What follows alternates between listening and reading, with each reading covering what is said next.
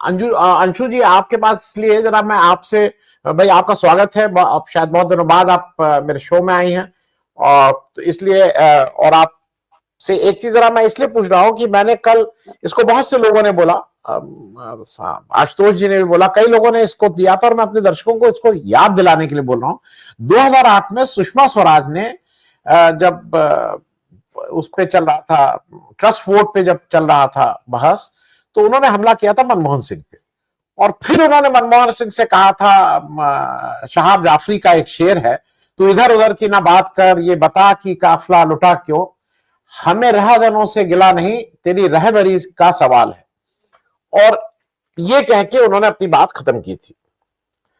Manmohan Singh, generally Manmohan Singh बहुत week speaker थे, ये मैं सार्वजनिक रूप से कहूं, मनमोहन सिंह कोई बहुत अच्छे स्पीकर नहीं थे, लेकिन मनमोहन सिंह ने अपनी सारी बात कहने के बाद जब अपनी बात समेटी, तो उन्होंने सुषमा स्वराज जी को जवाब दिया कि मन कि और अलमा इकबाल का ये शेर है, माना कि तेरी दीद का काबिल नहीं हूं मैं, तू मेरा शौक देख, मेरा इंतजार देख। और बात वहीं आई गई, खत्म हो गई थी। और दोनों जगह से हुआ था कि उन्होंने अपनी बात, एक, मुझे लगता है कि संस्कार और ये शायद पढ़ाई लिखाई का फर्क है। सुषमा स्वराज भी पढ़ी लिखी थी, ये भी पढ़े लिखे थे। यहां पे ये लोग अनपढ़ों की जमात आ गई है, जो जो इसको बुरा मानते हैं कि भाई पढ़ाई लिखाई बुरी चीज है, जिनका सर्टिफिकेट नहीं है। जो कल कुछ जो भी हुआ, आपको अंशु जी ये नहीं लगता है जरूरी कि इट इज हाई टाइम, अगर आप इस समय नहीं रोकेंगे तो ये चीजें धीरे धीरे सेट इन करती जाएंगी, और हम बहुत सी चीजों को जो हम धीरे धीरे एक्सेप्ट कर लिए हैं, प्राइम मिनिस्टर जाके मंदिर का उद्घाटन कर रहे हैं, सब लोग मान रहे हैं, इसमें क्या गलती है भाई, गवर्नर भी चली जा रही है उस जगह, इसमें क्या गलती है भाई। तो ये सारी चीजों पे मैं इसलिए आपसे पूछ रहा हूं कि कहीं ना कहीं फुल स्टॉप लगना चाहिए, और अगर महाअभियोग आता है तो जरूर कुछ ना कुछ लगाम तो लगती ही है। तो इस पे, और कल जो अमित शाह ने जिस तरह से गाली गलौज की है, उससे पहले भी लोग करते आए हैं, लेकिन कल तो अमित शाह ने उसकी कमानी संभाल ली, और आने वाले दिनों में जब अमित शाह ये कर रहे हैं तो दूसरे लोग और गाली बकेंगे, क्योंकि निशिकांत दुबे, अनुराग ठाकुर, कंगना रनौत, कल इन लोगों के पास गाली के सिवा और कुछ कंटेंट है नहीं। तो महाअभियोग कितना जरूरी है, और कल अमित शाह के इस आचरण के ऊपर, अंशु जी।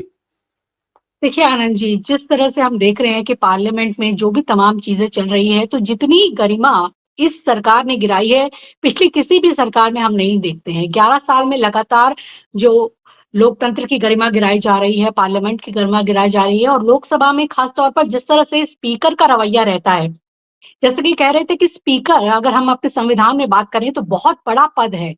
इसे प्रेसिडेंट, वाइस प्रेसिडेंट और प्राइम मिनिस्टर के बाद ये पद आता है। लोगों को ये जरूर जानना चाहिए। और ये एक इतना बड़ा पद है जिससे बहुत गरिमा की, डिग्निटी की, इम्पार्शियल होने की और इंडिपेंडेंट होना इसकी पहली शर्त है। क्या कहीं से भी ओम बिरला जी इसको पूरा करते हैं? ये हम बिल्कुल नहीं देखते हैं। आपने तो ये कहा कि जो ये अर्धनारीश्वर जैसे नजर आते हैं, मुझे तो ये लगता है कि ये बिल्कुल जिसे कहते हैं ना, एक बहुत अच्छे अभिनेता नजर आते हैं जो कुछ ही पलों में या कुछ ही क्षणों में अपने जो भाव भंगिमाएं हैं वो कितनी अच्छी तरह से अपनी भाव भंगिमा वो बदलते हैं। जब वो ट्रेजरी बेंच की तरफ देखते हैं, जब प्रधानमंत्री बोल रहे होते हैं या फिर जब गृह मंत्री बोल रहे होते हैं, तो उनके चेहरे पर एक हंसी, एक उल्लास होता है।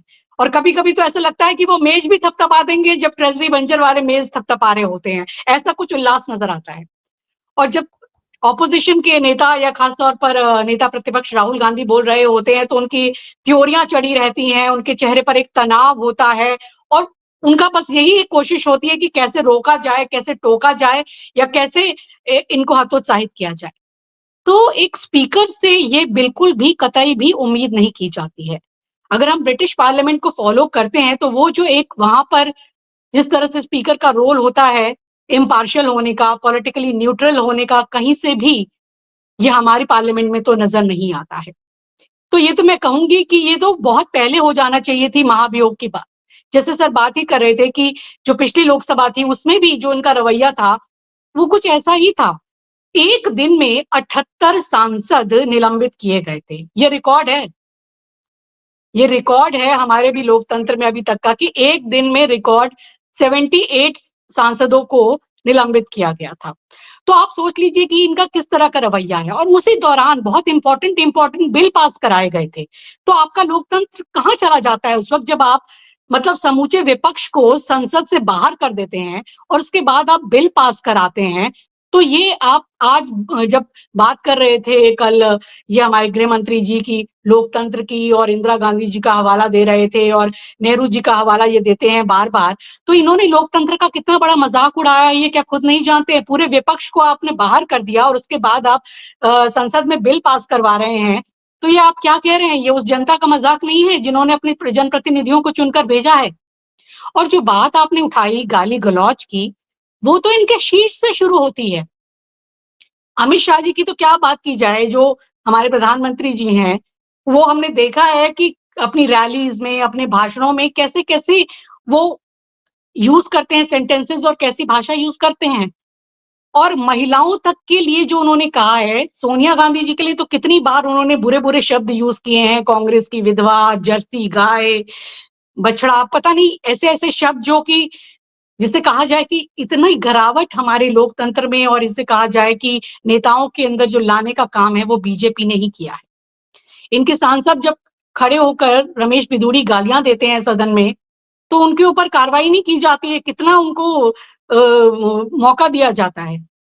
और आप ये देखिए कि राहुल गांधी को सदन से बाहर करने के लिए यही जो हमारे स्पीकर साहब हैं, वो कितनी तेजी दिखाते हैं कि तुरंत उनके ऊपर वो सारा कुछ मुकदमे के बाद उन लेटर भी निकल जाता है, तुरंत उनकी सांसदी भी चली जाती है, इतनी जल्दी कि आवास भी उस व्यक्ति का छीन लिया जाता है। मतलब आपको इतना भी पेशेंस नहीं है कि उसका घर भी आप कुछ समय के लिए रहने दिया जाए, इतनी हड़बड़ाहट।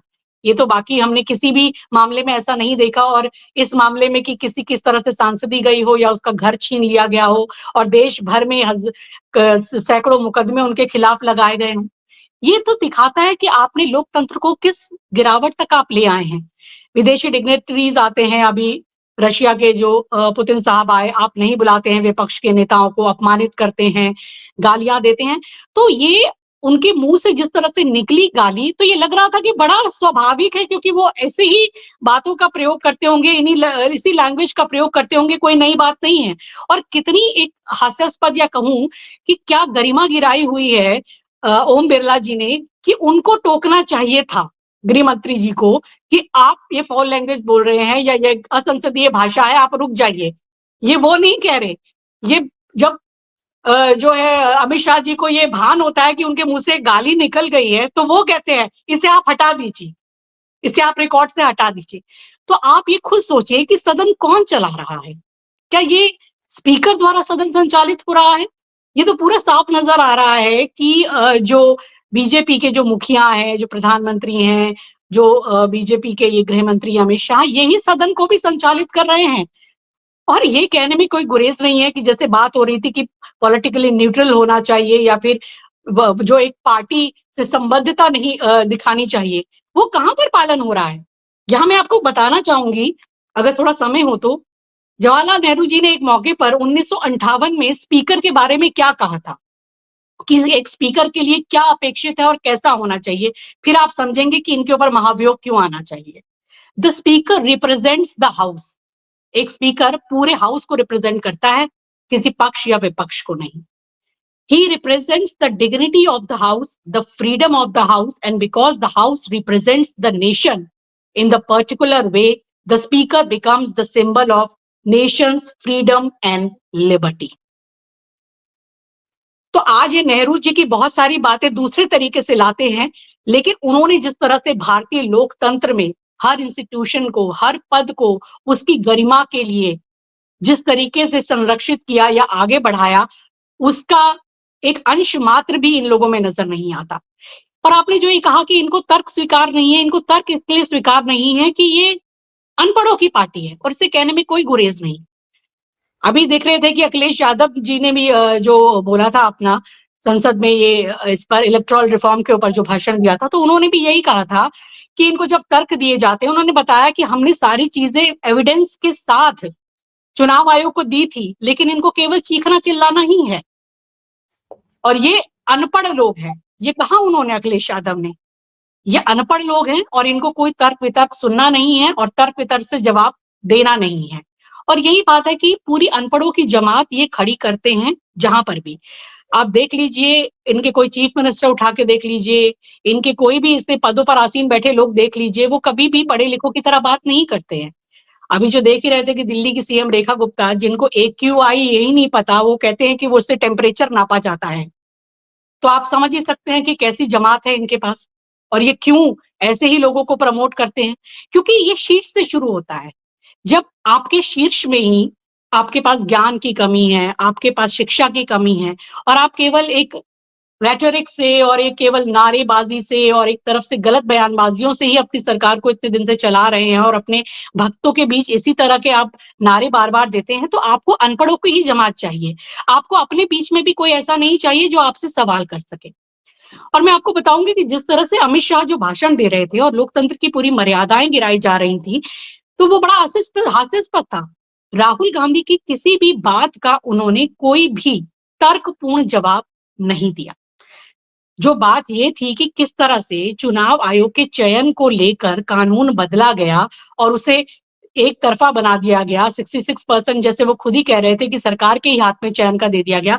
तो उन्होंने कहा कि आपको 33% के ही लायक जनता ने समझा, इसलिए उसी लायक ही आपको भेजा है। और आरएसएस की जो उन्होंने बात कही कि राहुल गांधी ने कहा कि जिस तरह सारे इंस्टीट्यूशंस में, सारे यूनिवर्सिटी के वाइस चांसलर और सभी जगह आरएसएस के लोगों को नियुक्त किया जा रहा है, ना कोई शिक्षा देखी जाती है, ना कोई उनका साइंटिफिक टेम्परामेंट देखा जाता है, इस सरकार को देखना ही नहीं है, तो उनको नियुक्त किया जा रहा है। तो किस तरह से, किस शान से अमित शाह ये कहते हुए नज़र आ रहे हैं कि आरएसएस के वाले नहीं आएँगे, यहाँ किसी कानून में लिखा है कि वो लोग नहीं आ सकते हैं और उसको ये एक बड़े तमगे की तरह और एक शान की तरह बता रहे हैं। और जिस वंदे मातरम के ऊपर आप बहस कराते हैं, वही आपकी आरएसएस हमारे तिरंगे को कभी लहराती नहीं है, 52 साल साक्षी, तक। और वही, तो ये आप कहा जाए कि लोकतंत्र की हर चीज़ तो आप तार-तार करते हैं, गाली-गलौज की परंपरा आपने बनाई, आपने विपक्ष अंशु का अपमान किया। जी, अंशु जी थोड़ा कंक्लूड करिएगा, मैं फिर और लोगों को ले लूं। जी, मेरा यही कहना है कि जब राहुल गांधी बीच में खड़ा होकर अगर ये बोलते हैं कि मैं आपको चैलेंज करता हूँ कि आप आइए मेरे इन सवालों पे बहस कीजिए जो मैंने प्रेस कॉन्फ्रेंस की है, तो वो बिल्कुल गलत नहीं बोलते। और ओम बिरला या इनका इस तरह से ये कहना कि आप बार-बार टोक रहे हैं या संसदीय गरिमा का अपमान कर रहे हैं, तो सोचना ये चाहिए कि संसद की गरिमा गिरा कौन रहा है? अमित शाह ने जिस तरीके से उन्होंने ये बोला कि मैं कैसे बोलूँगा ये मैं तय करूँगा, और वो बोलने का लहज़ा कितना धमकी भरा था। और राहुल गांधी ने तो बहुत संयमित होके कहा। उन्होंने आज भी ये बयान दिया कि कैसे उनके हाथ काँप रहे थे अमित शाह के, कैसे वो घबराए हुए थे।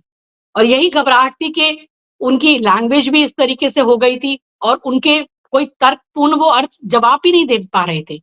और स्पीकर को जब हम देखते हैं तो उनका यही रवैया है कि उन्हें अपनी पार्टी का पक्ष लेना है। वो भूल जाते हैं उस कुर्सी पर बैठकर कि वो एक स्पीकर हैं और सभी को समान समय देना और सभी दलों को उसी तरीके से देखना, वो जो है उनके प्रथम कर्तव्य है। वो किसी पार्टी और दल विशेष के नहीं हैं, दलों से उठकर उन्हें सोचना है, ये तो बिल्कुल नज़र नहीं आता। और उनके ऊपर क्यों ना कार्रवाई हो, इसमें तो अब संदेह नहीं रह गया है। बहुत से ऐसे प्रकरण हुए हैं, चाहे महुआ मोइत्रा को हमने देखा होगा किस तरह से उनको निलंबित किया गया था, कैसे एक तरफ़ा कार्रवाई और चली थी। एक तरह से कहा जाए कि उनको तो अपनी बात तक रखने का मौका नहीं दिया गया था, एक तरफ़ा कार्रवाई जी चली जी थी। जी तो पिछली जी जी लोकसभा में कैसे सांसदों के साथ हुआ, कैसे आपने लोकतंत्र को तार-तार किया, तो ये सब स्पीकर उसमें एक बहुत बड़ी भूमिका निभाई और एक दलगत भूमिका निभाई, जो उन्हें बिल्कुल नहीं निभानी थी। तो क्यों ना उन पर महाभियोग चले, ये तो मेरा कहना है कि ज़रूर ये बात को लेकर आवाज़ उठनी ही चाहिए।